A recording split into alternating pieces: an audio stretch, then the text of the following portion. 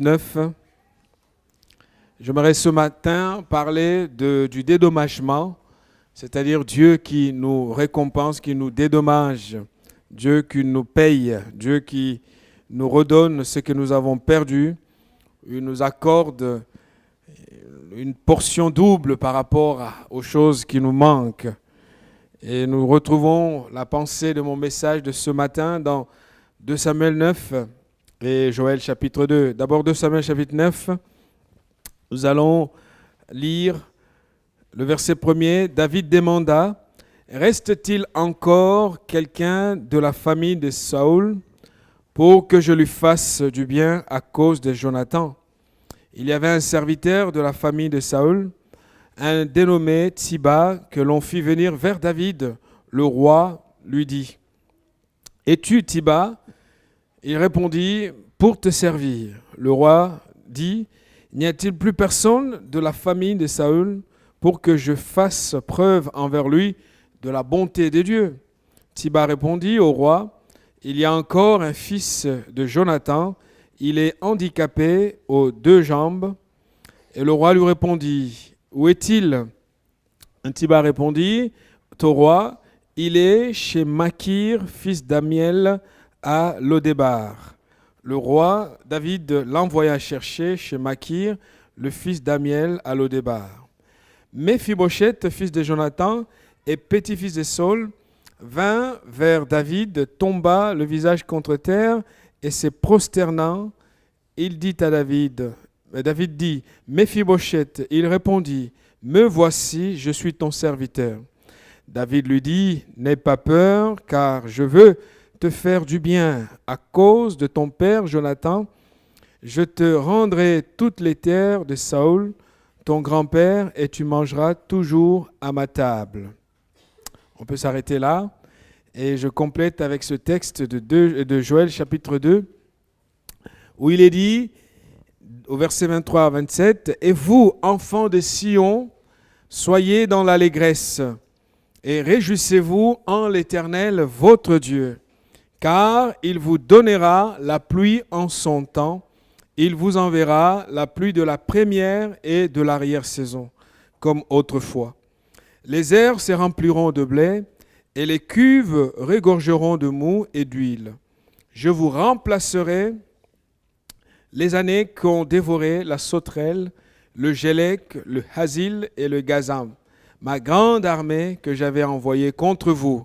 Vous mangerez et vous vous rassasierez, et vous célébrerez le nom de l'Éternel, votre Dieu, qui aura fait pour vous des prodiges. Et mon peuple ne sera plus jamais dans la confusion. Et vous saurez que je suis au milieu d'Israël, que je suis l'Éternel, votre Dieu, et qu'il n'y en a point d'autre. Et mon peuple ne sera plus jamais dans la confusion. Amen. Oui, le dédommagement, telle est la pensée de Dieu, la volonté de Dieu pour toi qui es là ce matin, assis dans la maison de Dieu. Je ne sais pas dans quelle situation tu te trouves, dans quel état tu es, certainement faisant face à des situations douloureuses dans ta vie personnelle ou dans ta vie familiale, professionnelle, ou tout simplement dans tes expériences avec Dieu. Je viens ce matin pour te dire, Dieu est celui qui dédommage. Dieu est celui qui dédommage parce qu'il est le Dieu fidèle, celui qui nous aime, celui qui nous connaît, celui qui nous a choisis et qui sait où il conduit nos pas. La Bible dit dans Jean chapitre 3, verset 16, « Car Dieu a tant aimé le monde qu'il a donné. » L'amour de Dieu pour nous est un amour que rien ni personne ne peut arrêter.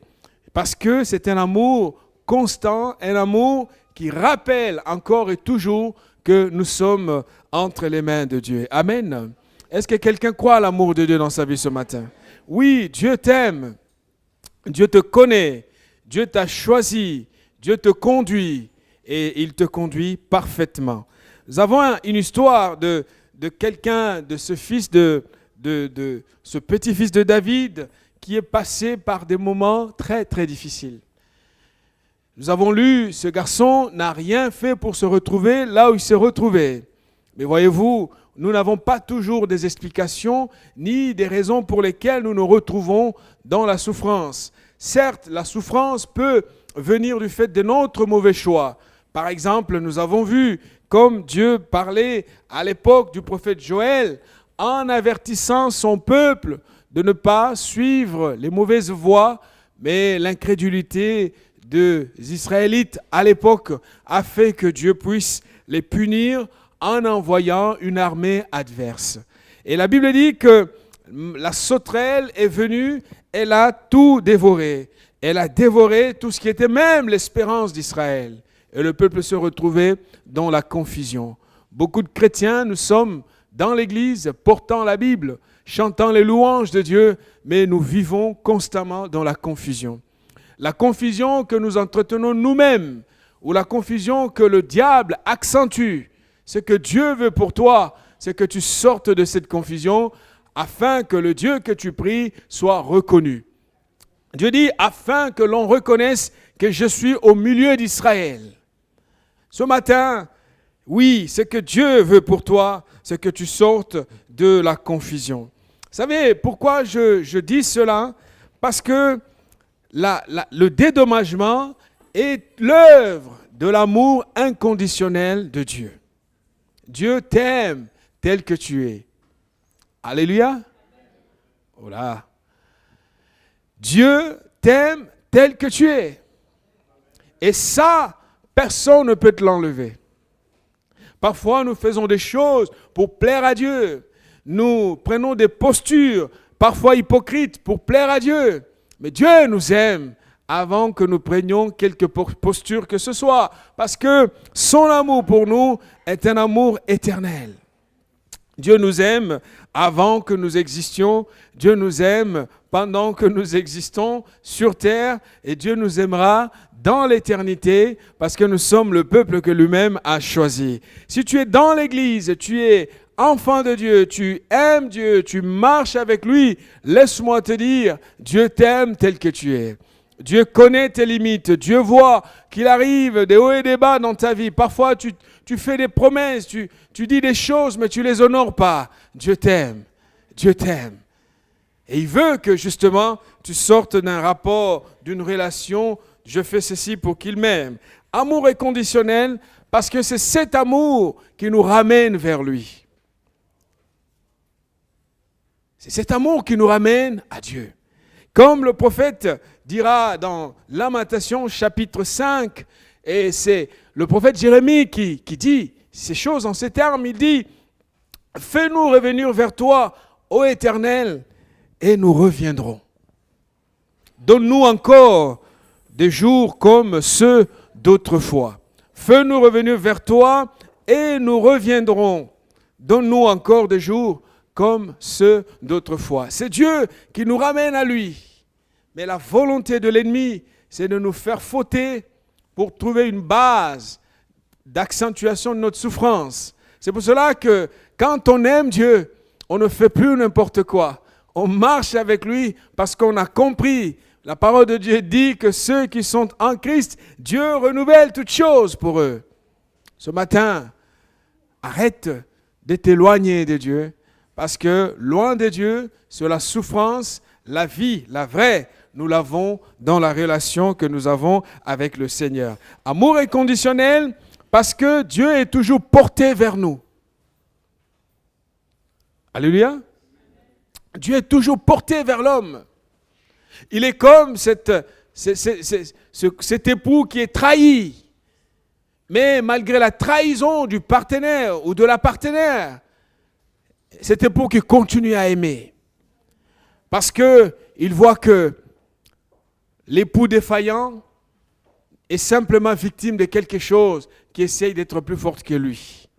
Et Dieu nous aime. Dieu croit à notre avenir. Lorsque vous aimez quelqu'un et que vous pardonnez sa faute, c'est parce que vous savez que cette personne vaut plus que ce qu'elle fait. Tel est l'amour de Dieu pour nous. Parce que dans le dédommagement, c'est vraiment un acte d'un amour inconditionnel. Je vais dire ceci, arrête de croire que tu plairas à Dieu par rapport à ce que tu fais. Tu fais des bonnes choses parce que Dieu t'a déjà approuvé. Amen. Alléluia. Ça, c'est très important. Ça s'appelle l'œuvre de la grâce. C'est ainsi que celui qui a été touché par la grâce ne fait plus n'importe quoi. Parce qu'il comprend parfaitement que je ne peux pas faire remonter Jésus 2 fois sur la croix. Il m'a touché, il m'a sauvé, il m'aime. Ce que l'on rend à celui qui aime, c'est un amour aussi en retour. Amen. Paul dira dans Romains chapitre 8, versets 29 à 31, « Car ceux que Dieu a connus d'avance, Dieu les a aussi prédestinés. Et ceux que Dieu il les a prédestinés à être semblables à l'image de son Fils, afin que son Fils fût le premier-né entre plusieurs frères. Et ceux que Dieu a prédestinés, Dieu les a aussi appelés. » Et je m'aimerais te dire que toi, Dieu t'a appelé. Il t'a appelé à quoi? Il les a appelés à la gloire, dit le verset 30. Et au verset 31, Paul de poser la question, que dirons-nous donc à l'égard de ces choses? Si Dieu est pour nous, qui sera contre nous? Comprends ton identité. Comprends ton identité. Tu es le bijou de Dieu. Alléluia. Tu es le bijou de Dieu. Tu ne peux pas te prostituer, tu ne peux pas vivre n'importe comment, tu ne peux pas marcher n'importe comment. Tu es le temple de Dieu. Tu es l'objet d'attention de la part de Dieu. Et Dieu t'aime. Dieu te conserve sa bonté. Et la Bible de nous montrer que Dieu est fidèle. Parce que le dédommagement est fondé sur l'acte de fidélité. Pourquoi Dieu agit-il en notre faveur? C'est parce que Dieu est fidèle à notre égard. La fidélité. Dieu ne va pas jouer le jeu de l'adversaire. Dieu ne va pas un coup souffrir le chaud et le froid. Dieu est fidèle. L'apôtre Paul dira dans 2 Timothée, chapitre 2, verset 13, « Si nous sommes infidèles, Dieu demeure fidèle. » La raison, Paul la donne, car il ne peut pas se renier lui-même. La fidélité, c'est dans sa nature que d'être fidèle. Voilà pourquoi il te tend la main pour t'aider. Il tend la main pour te guérir. Il tend la main pour te sauver. Il te tend la main pour te libérer, te délivrer de ce pouvoir de l'addiction, de ce pouvoir de pulsion qui te pousse vers le mal, de ce pouvoir de la cupidité qui te fait croire que la richesse de ce monde te donnera la paix. Non, la paix véritable, nous l'avons en Jésus-Christ. C'est à la source que l'on reçoit la vie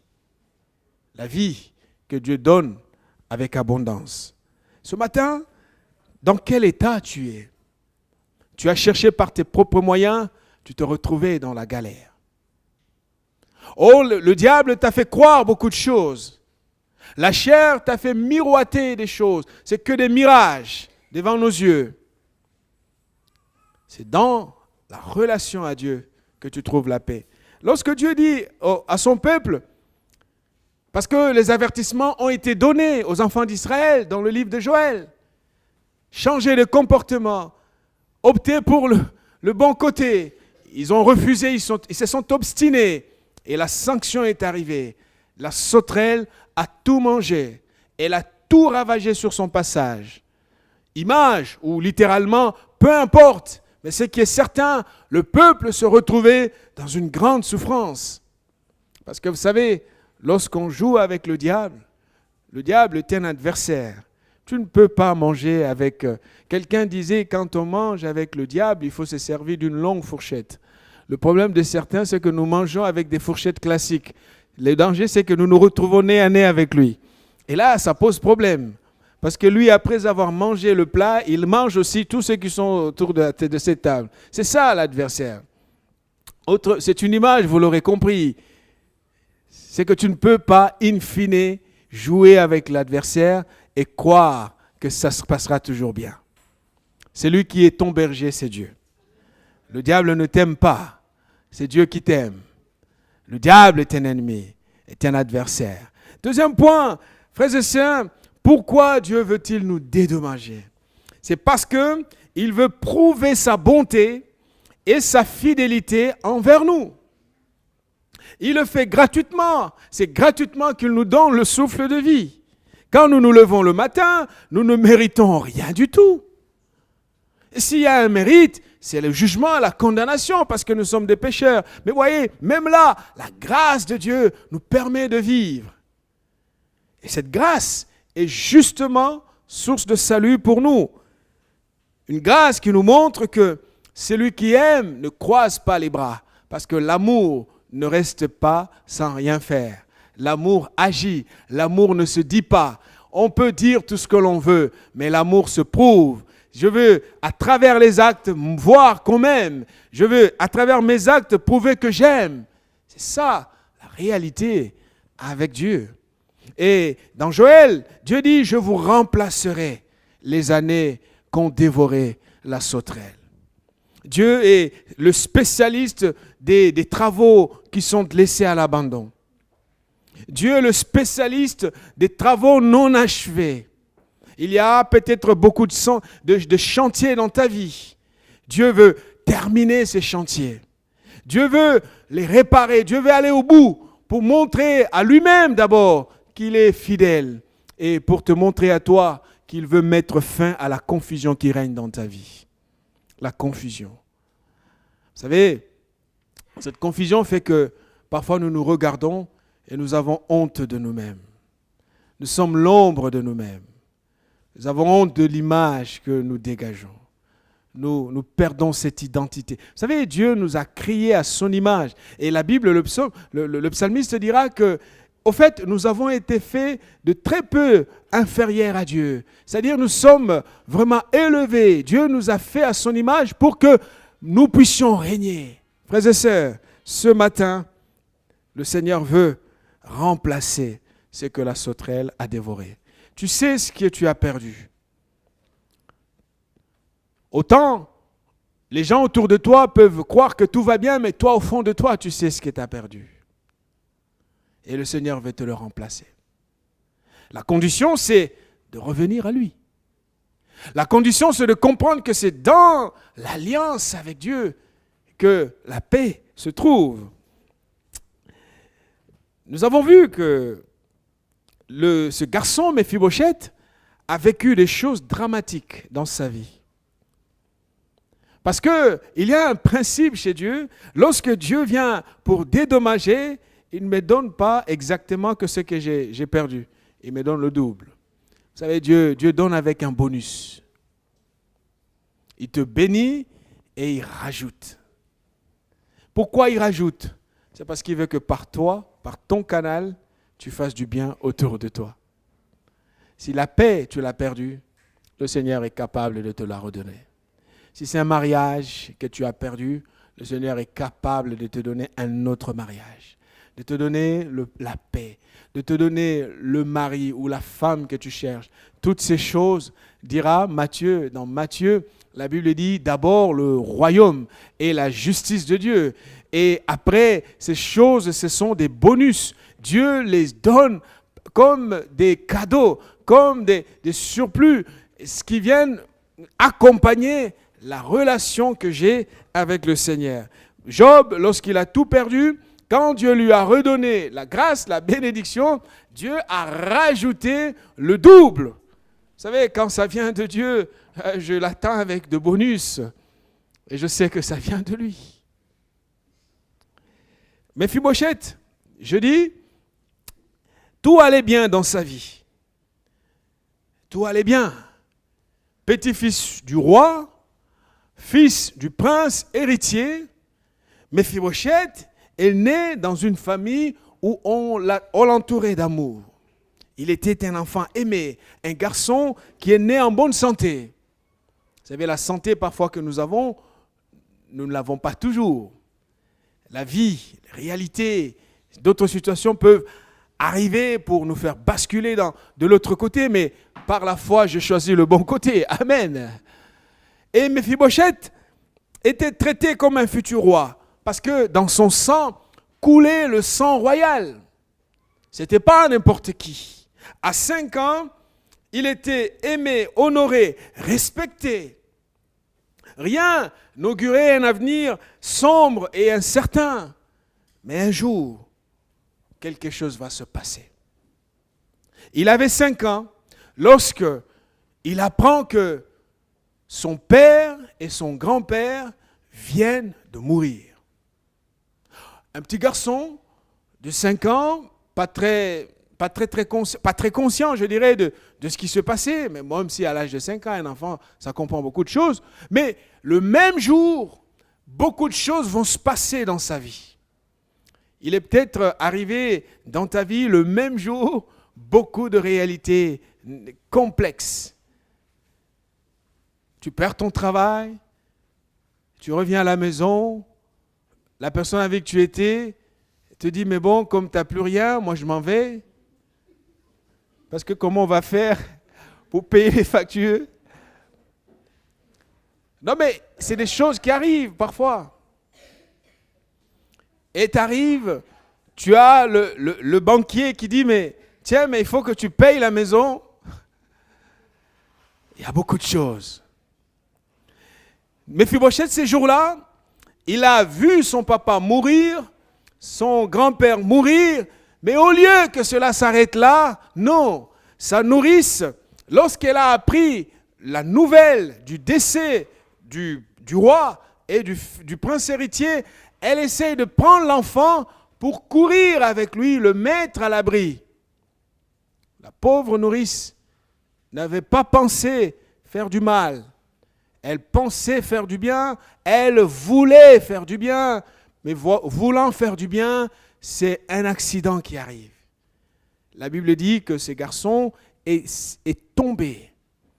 Il s'est échappé des bras de sa nourrice et il est tombé. Et quand il est tombé, les 2 jambes ont perdu leur usage.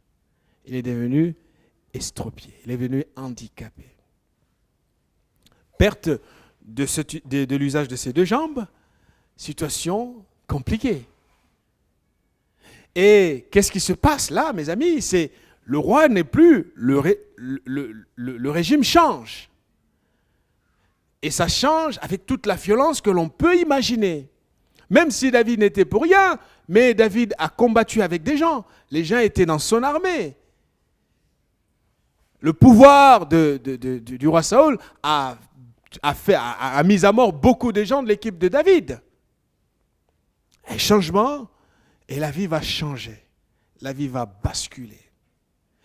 D'une vie dans un palais à une vie dans un ghetto.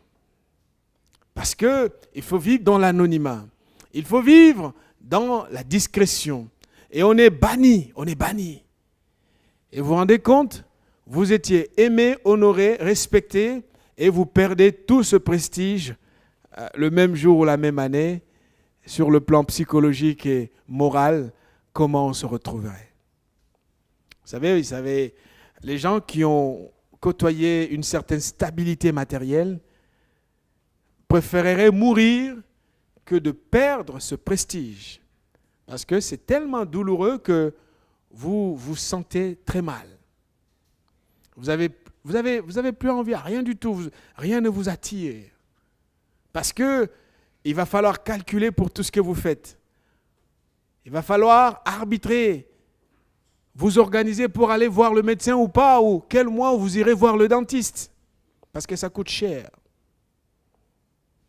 Et commence une vie difficile, une vie de souffrance. Et la Bible nous dit qu'il est allé vivre chez quelqu'un d'autre. Et c'était comme ça. Parfois, ne cherche pas toujours à dire, mais pourquoi? Oui, il faut comprendre. Chercher à comprendre, mais tout ne s'explique pas. Et on peut construire, émettre des hypothèses, dire, mais c'est mon oncle, c'est ma tante, c'est comme ça, c'est comme si. Et c'est peut-être vrai, et c'est peut-être pas vrai. Parce que Méphibosheth n'a rien fait pour se retrouver handicapé. Il n'a rien fait, le pauvre garçon. La nourrice, en le faisant, n'a pas fait avec un mauvais cœur pour faire que cet enfant devienne ainsi. Au contraire, elle aimait cet enfant comme son enfant.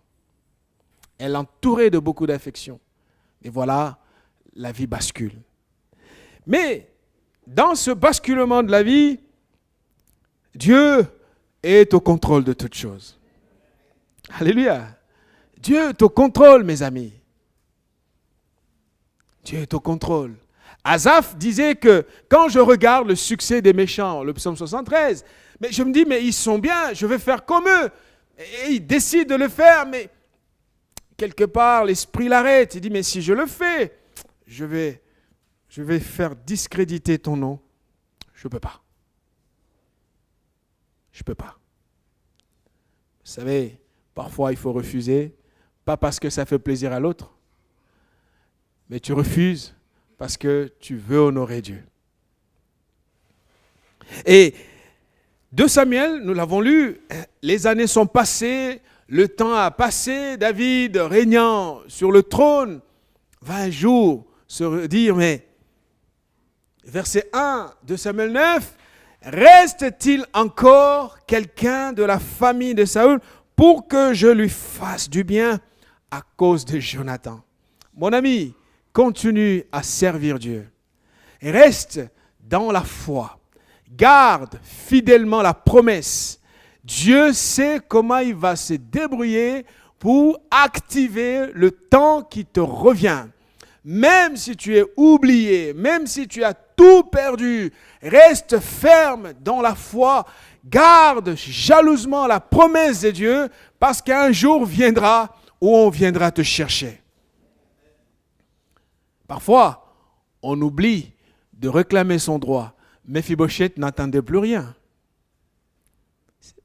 Même si il était oublié, mais Dieu ne l'avait pas oublié. Tu n'attends peut-être plus rien, mais laisse-moi te dire, Dieu connaît ta vie. Dieu connaît ta vie. Reste patient. Continue à aimer Dieu. Ne te corromps pas. Ne va pas vivre dans le péché. Crains Dieu. Aime-le. Sers-le. Suis-le.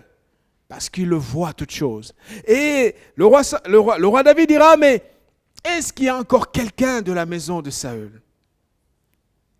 Est-ce qu'il y a encore quelqu'un?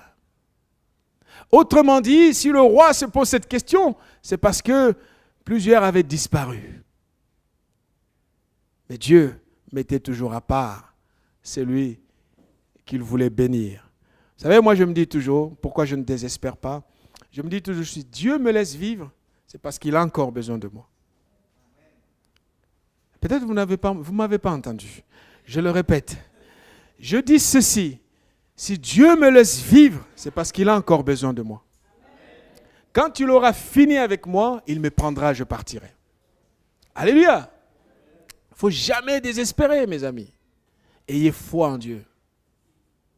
Le temps passe, oui. Mais si je vis, c'est parce qu'il a encore besoin de moi. Il a des projets à faire avec moi. Il sait où il me conduit. Il sait ce qu'il va faire. Je ne vois rien. Peut-être je n'attends plus rien. Mais lui, il sait ce qu'il va faire. Le temps viendra où un David sur le trône cherchera à me faire du bien. Et il enverra les gens pour venir me chercher. Dis-toi, c'est ça la foi. C'est ça, cette confiance en Dieu. Et David va envoyer. On lui dit, non, il y a encore une personne de la famille de David et de Saül, l'enfant de Jonathan. Il dit, ok, envoyez, allez me le chercher. Et il a envoyé une délégation. Vous vous rendez compte, Mephibosheth vivait dans une banlieue reculée. Des endroits où même la police a peur d'arriver. Vous savez, dans tous les pays, il y a ça. Hein? Parfois, on voit l'Amérique, mais vous arrivez en Amérique, il y a les banlieues chaudes, hein? Partout. Et on va voir l'officier du palais royal, bien habillé, escorté. Là, le cortège qui arrive, ce n'est pas un cortège de deux caïds du coin, non. Il y a tout le symbole royal qui accompagne l'envoyé du roi. C'est ça l'envoyé du roi. Quand quelqu'un est envoyé par le roi, on lui donne les moyens de montrer que c'est la royauté qui a envoyé. Et Méphibosheth, dans sa, je ne sais pas si c'était un bidonville ou c'est quoi, mais il était là dans une maison bizarre. On vient jusqu'à lui. Imaginez les mauvaises langues du coin. Ah, celui-là, qu'est-ce qu'il a encore été faire? Vous voyez? C'est comme si son sort ne lui suffisait pas. Vous savez, il y a des gens qui sont comme ça. Hein? Ils voient une belle voiture arriver. Si la voiture arrive avec des civils, ça va, mais si 2 soldats sortent de la voiture, oula, on vous disait, qu'il y ait des voyous dans cette maison. On commençait à construire des idées. Et puis, non, on ne venait pas pour arrêter Méphibosheth. On venait pour chercher Méphibosheth. On venait pour le chercher. On arrive, on le prend, on lui dit, le roi a besoin de toi. Et vous aurez vu, lui-même est surpris. Lui-même a peur. C'est David de lui dire, au verset 7, « N'aie pas peur. N'aie pas peur. » Il a peur. Pourquoi moi la maison du roi est venue me chercher. Qu'est-ce que j'ai fait encore? Mais non, n'aie pas peur. Et David dit, je te rendrai toutes les terres de Saoul, ton grand-père, et cela ne s'arrête pas là, et tu mangeras à ma table tous les jours de ta vie. Et oui, vous savez, c'est que Méphibosheth a obtenu ce jour-là dépasser tout entendement. Parce que le prestige d'un garde du corps, c'est de manger aux côtés du patron. Mais il ne mange pas avec lui à table. Et surtout pas pour le roi. À la table du roi, c'est le roi qui mange avec sa femme, avec ses enfants. Voilà, Dieu va faire que Méphibosheth, de l'oubli, il soit pris et vienne terminer sa vie en mangeant à la table du roi David. Oh, quel prestige! Quel dédommagement, quelle récompense. Ça va, Dieu, quand, vous savez, il y a des gens qui arrivent dans notre vie et qui nous prennent à un endroit pour nous propulser vers des lieux très élevés. C'est pour cela, reste dans la fidélité. Crois aux promesses que Dieu t'a faites. Serre-le. Ne tombe pas dans le péché. Ne tombe pas dans le dégoût, dans la lassitude. Ne te dis pas que Dieu m'a oublié. Oui, on peut penser cela. Mais Dieu ne nous oublie pas parce que nous le pensons. Quand arrive son temps, Dieu agit. Et Méphibosheth va passer le reste de sa vie dans le palais royal. Aujourd'hui, tu as beaucoup perdu peut-être, mais ce que tu auras, Dieu voit que ça sera encore beaucoup plus grand. Alléluia. Vous savez, je ne suis pas de nature à calculer ce que j'ai perdu. Je suis de nature à croire ce que Dieu va faire.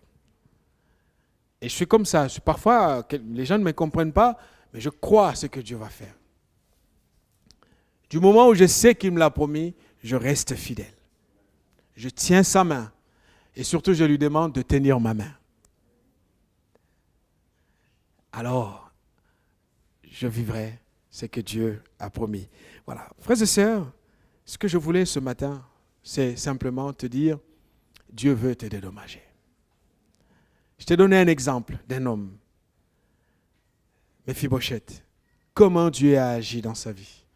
S'il l'a fait avec Méphibosheth, il le fera avec toi. Lui n'avait plus l'usage de ses jambes, mais Dieu est capable de confondre tout le raisonnement humain. Toi, tu as tes jambes. Toi, tu as tes mains. Toi, tu as une tête. Tu peux bouger. Crois que Dieu fera davantage. S'il a fait ça avec un infirme, il le fera. Il peut le faire beaucoup plus avec toi. Aie foi en Dieu. Et reste fidèle et tiens bien la main de Dieu. Serre-le, ne précipite rien. Sois dans la fidélité. Le Seigneur, lui, voit et le Seigneur, lui, le fera pour toi. Que Dieu nous bénisse. Te disons merci, Seigneur, pour ta parole ce matin. Tu connais dans quel état nous sommes. Seigneur, je te prie pour ceux qui sont abattus. ceux qui perdent la foi, qui ne croient plus à rien, à qui le diable raconte tout et n'importe quoi, qui entendent des voix négatives dans leurs oreilles, qui leur disent que tu ne les aimes plus, Seigneur. Non, tu nous aimes toujours, parce que ton amour est éternel. Seigneur, cet amour ne dépend pas des jours et des circonstances. C'est un amour qui est inconditionnel, parce qu'en Jésus, tu nous as aimés pour l'éternité. Oui, Père, il arrive que nous nous éloignions de toi, mais heureusement, parce que tu nous aimes, nous avons la possibilité de revenir à toi. Ce matin, encourage, soutiens, fortifie celui qui est fatigué, épuisé, qui ne croit plus à rien, Seigneur, que tu puisses l'aider à remonter le moral et à s'attendre à toi. Parce que si tu as fait des merveilles avec Méphibosheth, Seigneur, tu es capable de le faire avec ma sœur ici présente, avec mon frère qui est là, qui reçoit cette parole comme message que tu lui donnes. C'est-à-dire alors, l'esprit de cette parole réalisera des merveilles dans sa vie.